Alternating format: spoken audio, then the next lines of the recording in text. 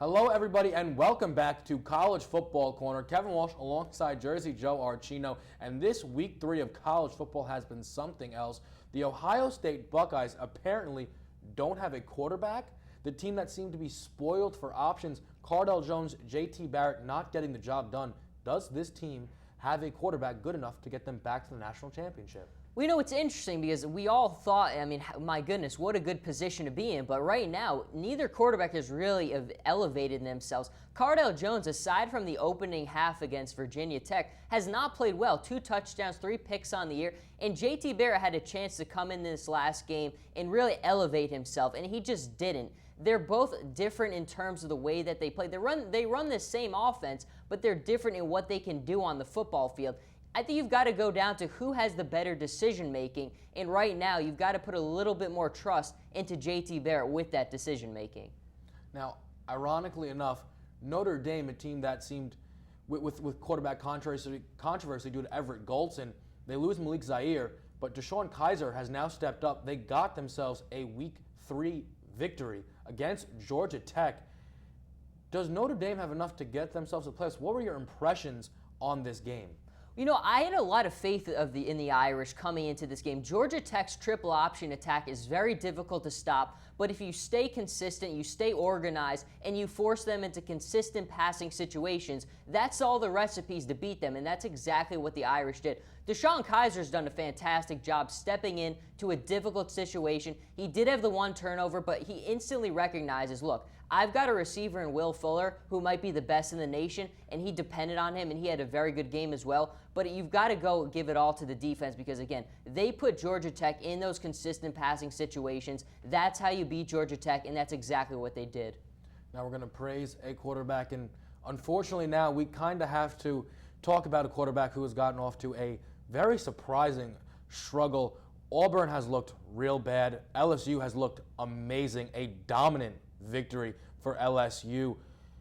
How bad is this Auburn team? They were preseason ranked within the top 10, and now they've fallen out of the top 25. Do they have any chance to salvage this season?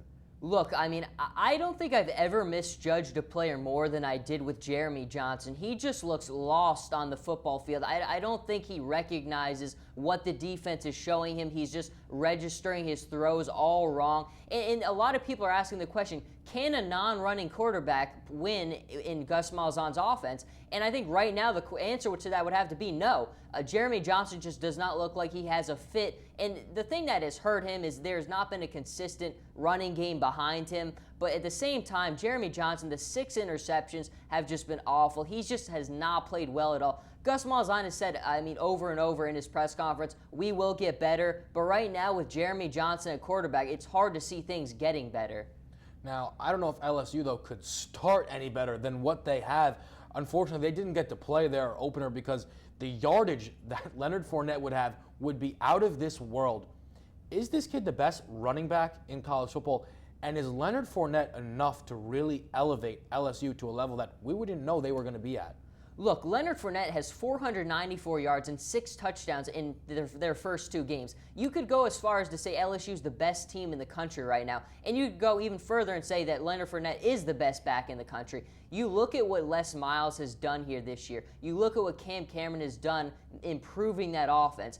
They are a legitimate team, and we know that they're always bringing good defenses to the table, but I really think when you look at this defense collectively this year, the way that they've shut down Auburn's run game, the way that they shut down Mississippi State's run game, you're not playing little Prairie State. You're playing the big boys of the SEC. The way they have just shut them down, LSU really might be the best team in the country right now.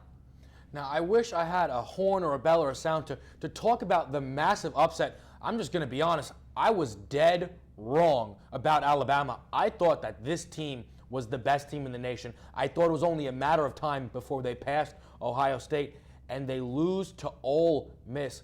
What did Ole Miss do to get this victory? Look, obviously the big, bold point for this game is the 5 turnovers from Alabama. When you're turning the ball over and you're already a conservative offense with a quarterback like Jay Coker, and Cooper Bateman, for some reason, started this game and was pulled very quickly. But Jay Coker, he had those bright spots, but they were quickly erased by the inconsistent moments.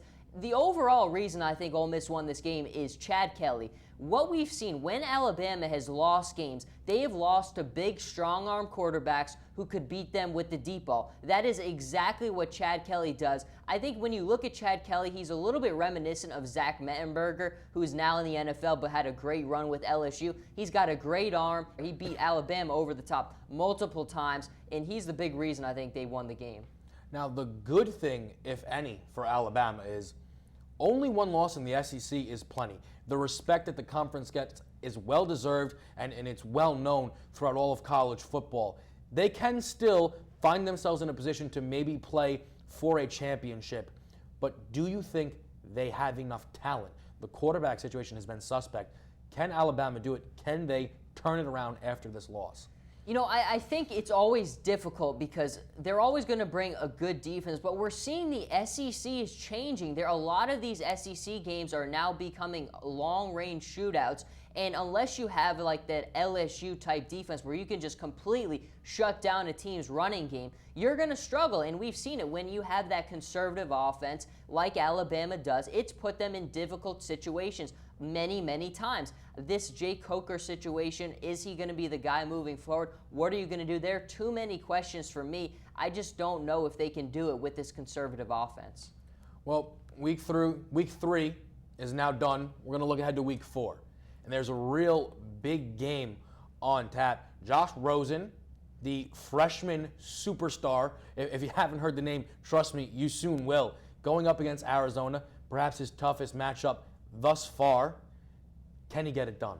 Look, we have sung the praises of Josh Rosen many times on this show. The kid is just a special talent. He kind of had his first little turmoil in their win against BYU, but again, the key word there is the win. He threw 3 interceptions, but this is a big learning experience. He threw those 3 picks, and they won the game. You know, he made the big plays when he needed to, and for a young guy like that, to have the poise and the composure to win a game like that as a true freshman, I mean, again, it's just special. But Arizona is a very talented offensive team. They've gotten off to a good start. They are the home team here. It pains me to do it, but I got to go with Arizona here to beat Josh Rosen. You're going to do it, but I just can't. I believe in the kid. He's got something special, and if he can win a game like this, then we're going to see just how special he is, and I think that he has the talent to do it. Now, the other game on the slate here, Oregon, Utah. Oregon has the one loss that came to Michigan State, who has looked very good, so it's not a tough loss to take. It's understandable, but Utah, a very tough team. Oregon at risk here of losing their second game already in the season, but can they hold off Utah and get the victory? You know, this is a very interesting game because they're both so different. Oregon, we know, they're all about the flash, the spacing of the offense, the speed. Utah is slow, but they are big, they are bruisers, and they will push you around. We have seen Oregon struggle with teams like that, again, like Stanford the last couple seasons. So the contrasting styles is going to make it difficult. Vernon Adams Jr. is obviously the key here. Right now, he has said that he's about 80%, he feels healthy, about 80%.